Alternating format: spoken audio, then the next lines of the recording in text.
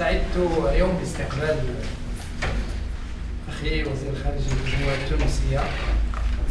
الذي حمل رسالة من الرئيس التونسي إلى جلالة الملك محمد السادس، وهذا يعكس أولا الأخوة العالية والعلاقة الحميمية والكبيرة بين قائدي البلدين، وهو الضمان الكبرى أن تكون العلاقات بين بلدينا أكثر متانة حاضرا حالا ومستقبلا. تناقشنا حول العلاقات الثنائية وسبل تطويرها على المستوى السياسي من خلال تبادل وجهات النظر والتعاون في المنظمات الدولية والمنظمات الإقليمية،